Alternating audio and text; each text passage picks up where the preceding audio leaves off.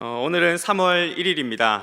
일제 지배 아래에서 핍박당하던 우리나라 사람들이 어둠으로 가득해 보이는 그 시대에 한 줄기 빛을 밝힌 날입니다. 특별히 100여 년 전 한국교회는 이 민족사적으로 아주 중요한 3.1 운동을 하는 데 있어서 중요한 역할을 했습니다. 당시 이 한국의 인구가 약 1600만 명 정도였고 기독교인들은 그 중에서 21만여 명 정도 있었다고 합니다. 전체 인구에 비하면 1% 조금 넘는 적은 수였지만 한국교회는 적극적으로 3.1 운동에 참여했습니다. 그래서 전체 3.1 운동 참여자 중 체포되고 투옥되어 옥살이를 한 사람의 수는 기독교인이 약 20% 이상이었습니다.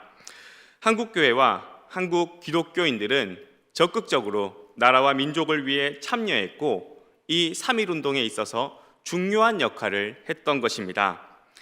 제가 한국교회사를 배웠던 교수님께서는 3.1 운동과 한국교회의 관계를 말씀하시면서 이런 말을 하셨습니다. 한국교회는 온몸으로 함께 민족의 슬픔을 끌어안았다. 그리고 민족의 아픔을 함께 끌어안은 기독교는 더 이상 서양 이방인의 종교가 아니라 민족의 종교가 되었다라고 평가했습니다. 기독교가 우리나라에 어떤 영향을 주었는가 하는 것은 1919년 3.1 운동에만 언급할 것이 아닐 것입니다. 1800년대 후반 이 땅에 처음 발을 디딘 기독교의 복음은 망해가던 조선 사람들에게 희망이 되었고 그 삶에 빛이 되었기 때문입니다. 독립이라는 두 글자를 떠올리기도 힘들었던 일제 강점기의 어둠 속에서도 한국교회는 꾸준히 한 줄기 빛이 되었고 이 민족의 생명이 되었습니다. 처음에는 서양인의 종교라고 배척받았던 종교가 어느새 이 땅의 사람들의 희망이고 새로운 정체성이 된 것입니다. 기독교는 우리나라 사람들에게 하나님의 말씀 성경의 가치와 예수 그리스도로 인해 주어진 복음의 가치를 증언하고 전했습니다. 그래서 엄격한 신분 사회였던 조선에서 인간으로 취급받지도 못했던 사람들을 하나님의 형상이다 부르면서 인간 평등을 보여줬고요. 평생 글자 하나 제대로 배우지 못하던 여성들을 학교로 불러서 교육의 기회도 제공하였습니다. 기독교가 보여준 가치의 변화, 그리고 복음이 전해준 희망이 있었기에 우리나라는 어둠과 절망의 시간을 보내면서도 희망과 빛을 품고 지금까지 일어설 수 있었습니다.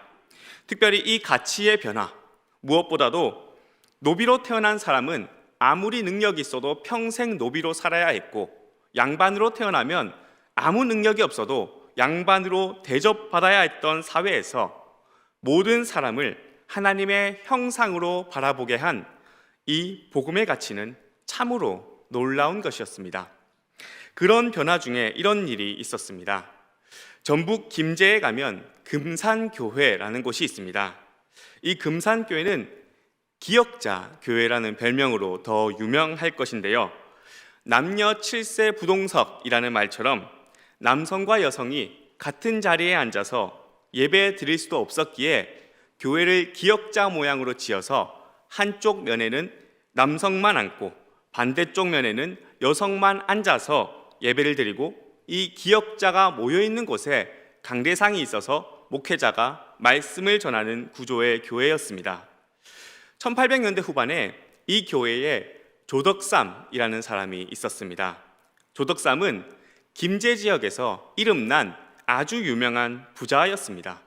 그리고 이 부잣집에 이자익이라는 고아가 조덕삼의 마부로 들어가게 됩니다. 그리고 이 주인 조덕삼과 노비 이자익은 함께 선교사의 전도를 받아서 예수를 믿게 됩니다. 그리고 세례를 받고 당시에 교회를 돌보던 영수도 이 조덕삼과 이자익이 같은 날 되었습니다. 그 후에 이 금산교회가 건강하게 성장하면서 금산교회의 장로를 뽑게 됩니다. 그런데 투표 결과 김제 지방의 유지이면서 교회 재정을 모두 담당하던 주인 조덕삼을 제치고 그 집의 노비 이자익이 장로가 된 것입니다. 투표 결과가 나오자 대부분의 교인들은 이렇게 걱정합니다. 우리의 걱정과 비슷할 건데요.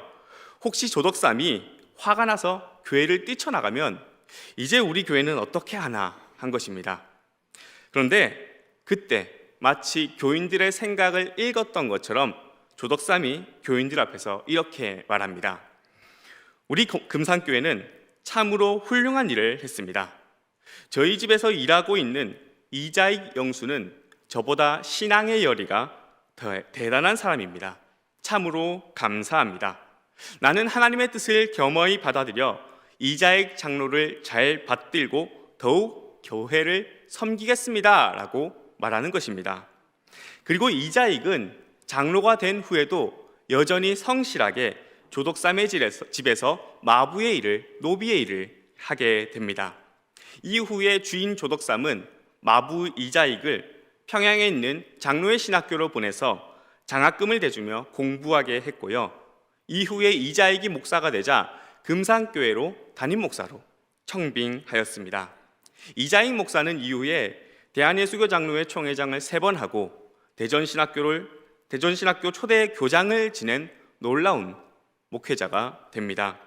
이런 놀랍고 아름다운 이야기가 나올 수 있었던 것은 신분으로 사람을 나누는 것이 아니라 사람을 하나님의 형상이라 외쳤던 복음의 가치가 있었기에 가능했던 기적과 같은 일이었습니다.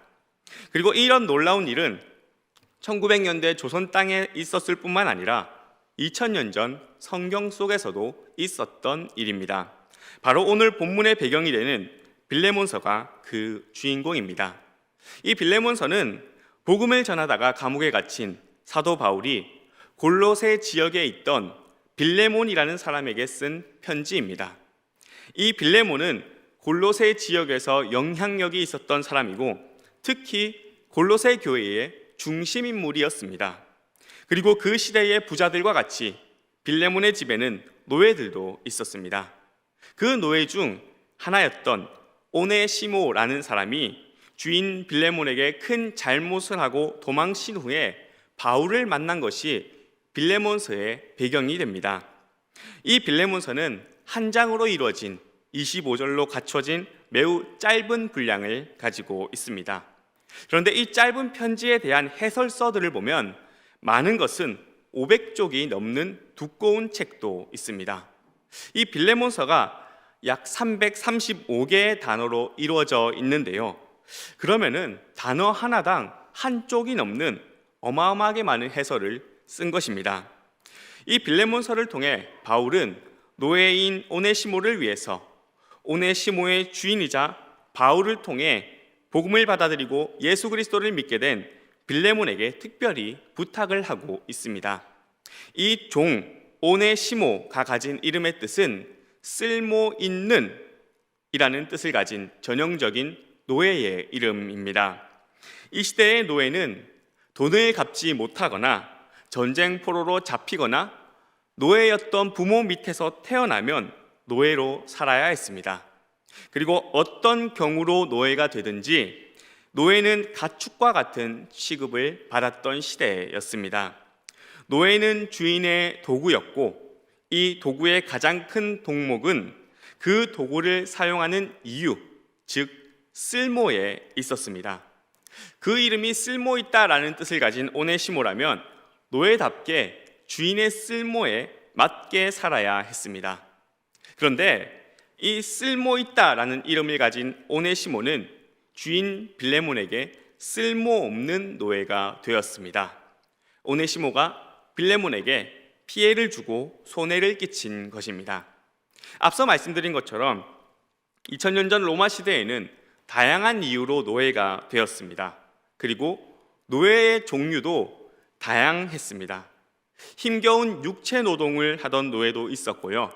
주인의 자녀를 돌보는 가정교사 노예도 있었고요. 주인의 사업이나 가게를 돌보던 머리 좋은 노예도 있었습니다. 오네시모는 그 중에서도 빌레몬의 사업이나 가게를 돌보는 노예였던 것입니다. 빌레몬서를 보면 빌레몬이 오네시모와 의견 충돌을 겪었거나 오네시모가 빌레몬에게 어떤 손해를 끼친 것으로 나오는 것을 볼 수 있습니다. 이렇게 감히 주인과 충돌하고 주인에게 손해를 일으키면 노예는 당연히 심한 질책을 받고 학대를 당할 수도 있었던 시대였습니다. 그런데 이런 일이 당시에 자주 있었는지 주인과 갈등을 겪은 노예는 주인과 잘 아는 사람에게 중재나 협조를 요청할 수 있었습니다. 이렇게 주인과 노예의 사이를 중재해 줄 수 있는 사람은 주인의 친구라는 의미를 가진 라틴어 아미쿠스 도미니라고 불렸습니다. 아미쿠스는 친구이고요, 도미니는 주인의 라는 뜻을 가지고 있습니다. 그리고 오네시모는 주인 빌레몬이 평소에 존경하던 바울을 자신의 아미쿠스 도미니라고 생각했습니다. 그래서 바울을 찾아갔고 바울에게 도움을 요청합니다.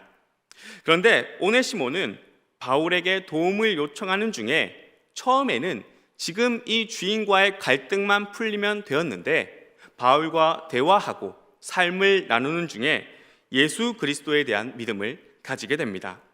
그리고 바울은 빌레몬에게 오네시모를 이렇게 소개합니다. 빌레몬서 1장 10절 말씀을 제가 읽겠습니다. 갇힌 자 중에서 낳은 아들 오네시모를 위하여 내게 간구하노라 라고 말씀하고 있습니다. 오네시모는 바울을 통해 다시 태어난 것입니다. 그러면서 바울은 이제 오네시모를 빌레몬에게 소개합니다. 11절 말씀을 함께 읽겠습니다. 빌레몬서 1장 11절 말씀입니다. 시작. 그가 전에는 내게 무익하였으나 이제는 나와 내게 유익함으로. 아멘.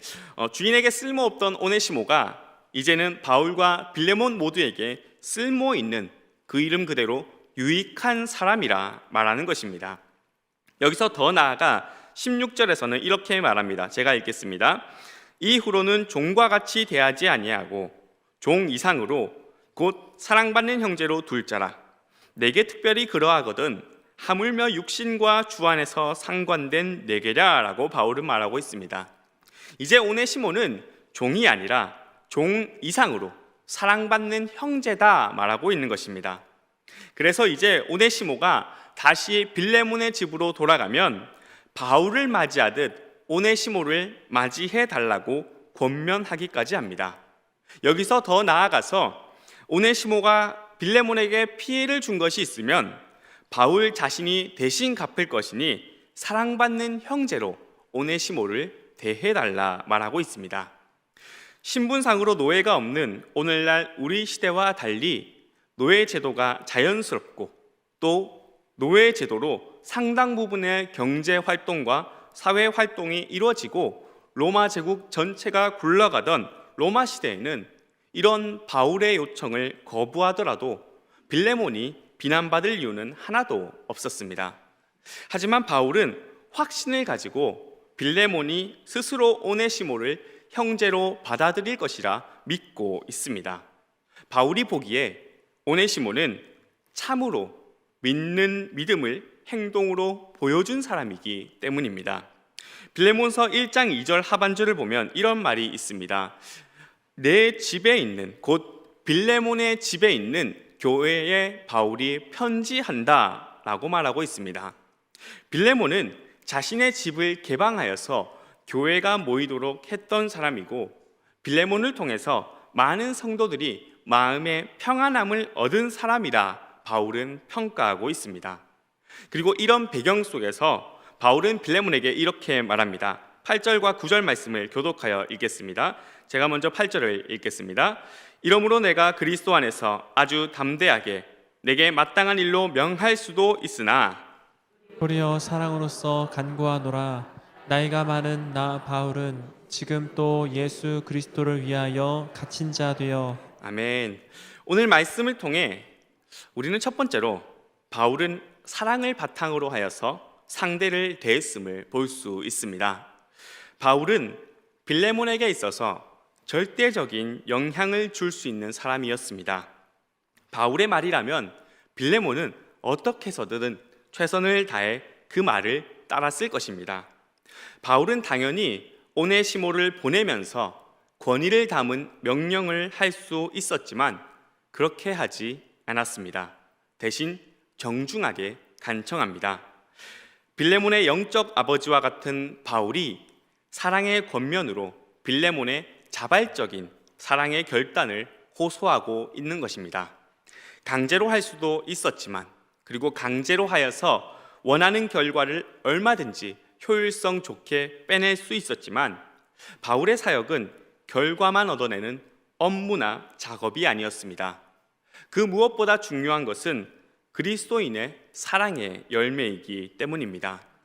빌레몬이 바울의 강요 때문에 마지못해 오네시모를 받아주는 것과 빌레몬의 마음 깊은 곳으로부터 자발적으로 오네시모를 용서하는 사랑을 가지는 것은 천지 차이입니다. 똑같이 빌레몬이 결과적으로 오네시모를 받아주더라도 강제로 하는 것은 바울에게 있어서 실패이고, 사랑으로 하는 것은 바울에게 있어서 성공이 되는 것입니다. 사랑으로 하는 것만이 겉을 보지 않고 중심을 보시는 하나님 앞에서 의미 있는 일임을 기억하시기 바랍니다. 그리하여서 모든 사역과 사람 관계 사이에서 사랑으로 하며 사랑을 이뤄가는 동산가족 되기를 주님의 이름으로 축원합니다. 이어서 바울은 빌레몬에게 이렇게 말합니다. 10절 말씀을 제가 읽겠습니다. 갇힌 자 중에서 낳은 아들 오네시모를 위하여 내게 간구하노라 라고 말씀합니다. 오늘 말씀을 통해 우리가 두 번째로 기억할 것은, 우리는 복음을 통해 변화된 신분을 볼 수 있습니다. 바울은 복음을 전하고 교회를 이끄는 사도로서 복음의 제자들과 맺은 관계를 친밀한 가족처럼 묘사합니다. 그리고 성도들은 자녀로, 바울 자신은 영적 아버지로 표현합니다. 선생님은 세상에 많더라도 스승님은 찾기가 어렵습니다. 그런데 스승님은 여럿 있더라도 아버지는 스승 정도와 비교할 수 없습니다. 육신의 아버지가 자녀들의 모든 것을 책임지고 돌보는 것처럼 바울은 성도들을 자식같이 생각해서 책임지고 돌보려 합니다. 그런 의미에서 복음을 통해 낳은 동력자 디모데를 아들이라 불렀고, 오늘 본문에서 오네시모도 아들이라 소개합니다. 특히나 바울이 디모데를 아들이라 부르는 것과 비교해서 오네시모를 아들이라 부르는 것은 그 의미가 전혀 다릅니다.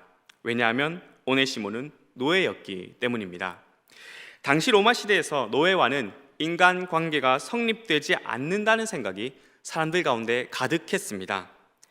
아리스토텔레스 같은 사람은 장인과 연장 사이에서 장인이 연장을 통해 유익을 얻을 뿐 생명 없는 사물을 향해서 우정이나 사랑이나 정의를 말할 수 없다라고 말하면서, 노예는 살아있는 연장이고 연장은 생명이 없는 노예일 뿐이다 라고 말하기까지 합니다.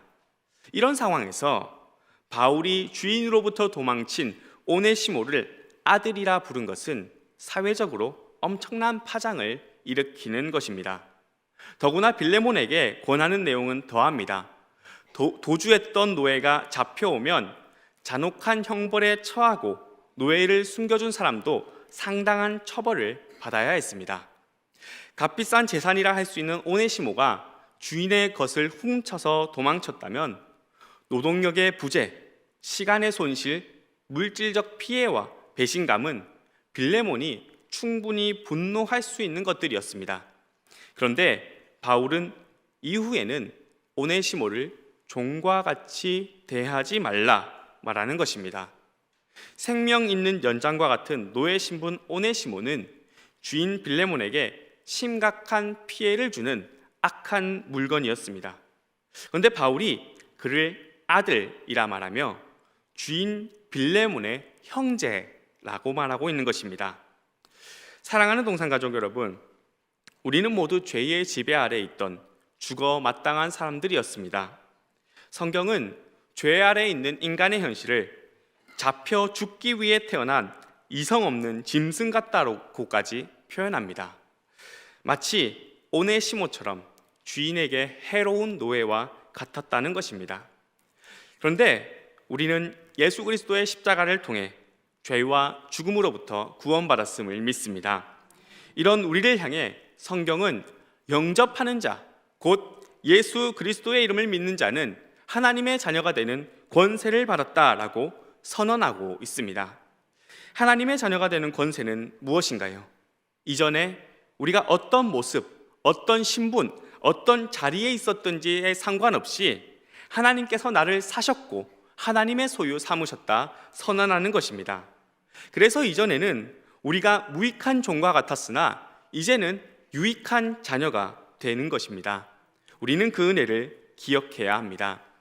세상은 연봉이 얼마냐, 직업이 무엇이냐, 무엇을 입고 무엇을 타느냐로 우리의 가치를 평가하고 판단하지만 하나님의 자녀는 하나님이 나를 자녀 삼으셨다라는 그것 하나만으로 세상을 향해 당당할 수 있는 것입니다. 오늘 이 자리에 나온 우리가 세상 속에서 무익해 보일지라도 우리는 하나님의 자녀이고 하나님이 부르시고 사용하시기에 유익한 하나님의 자녀임을 기억하고 하나님을 바라보며 나아가기를 주님의 이름으로 축원합니다. 이제 바울은 이렇게 말합니다. 12절 말씀을 제가 읽겠습니다. 내게 그를 돌려보내노니 그는 내 신복이라 라고 말씀합니다. 오늘 말씀을 통해 우리가 세 번째로 기억할 것은 복음을 통해 변화된 사람의 모습을 살펴보아야 합니다. 12절 말씀에 신복에 쓰인 헬라어 단어는 심장에 가까운 단어를 사용하고 있습니다.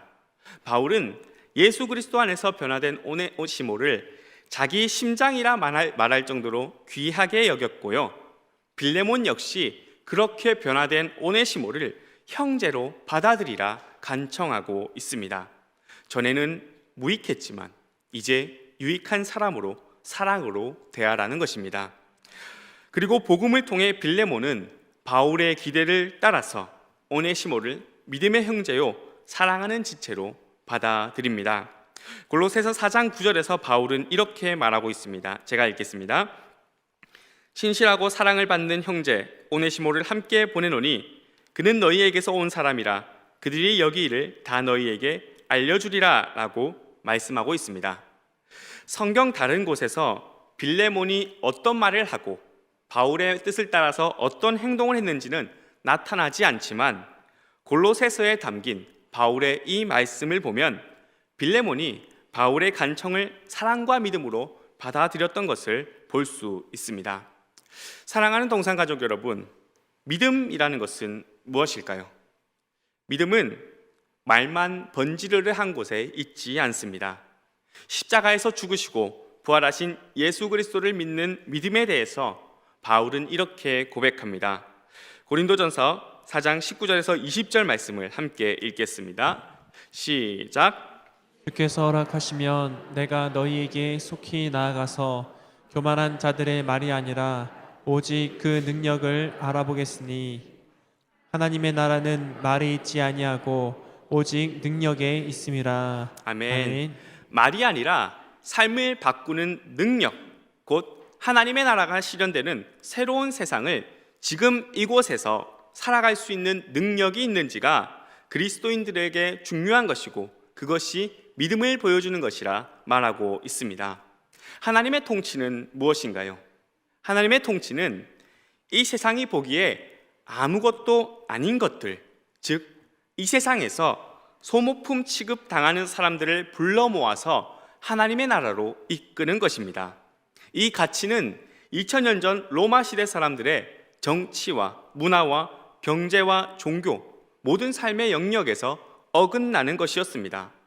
예수님께서도 이 세상에 오셨을 때에 아무도 신경 쓰지 않았던 약자들을 향해 손을 펴셨고 그들을 하나님의 백성으로 삼아주셨습니다.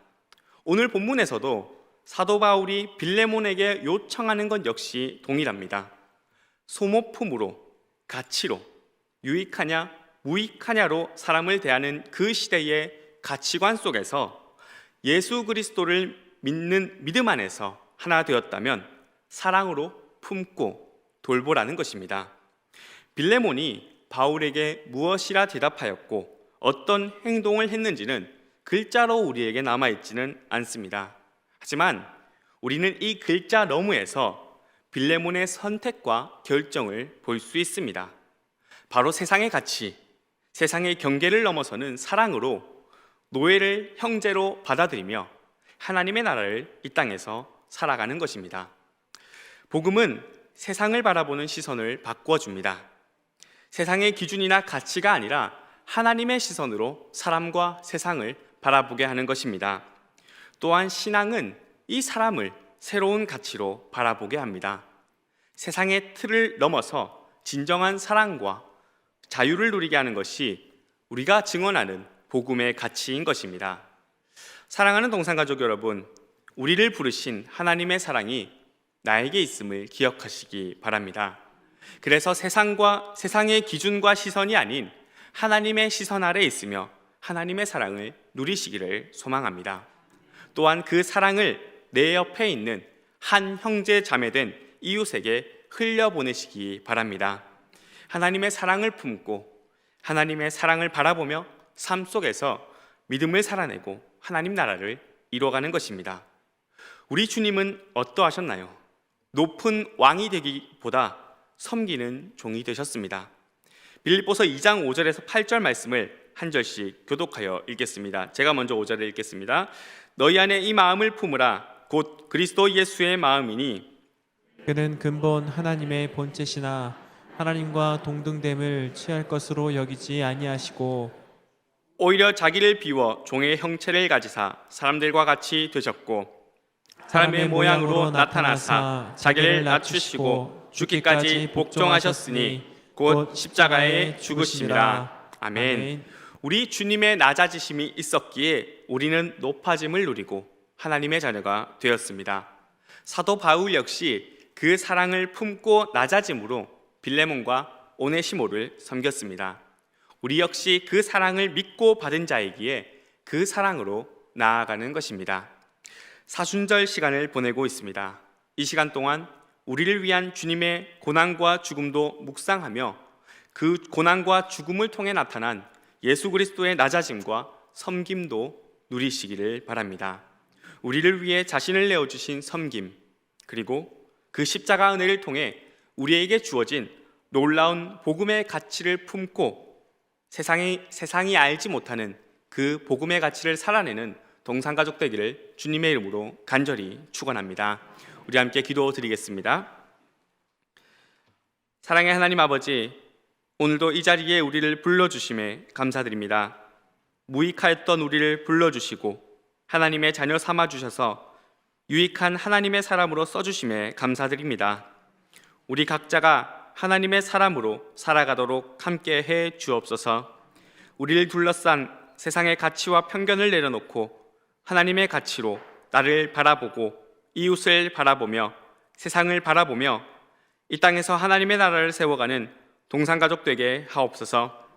특별히 사순절을 보내는 가운데 우리 주 예수 그리스도의 섬김과 낮아지심을 묵상하게 하시고 그 사랑과 섬김을 닮아가며 하나님의 기쁨으로 살아가는 동산가족 되게 하옵소서. 감사합니다. 예수님의 이름으로 기도드립니다. 아멘.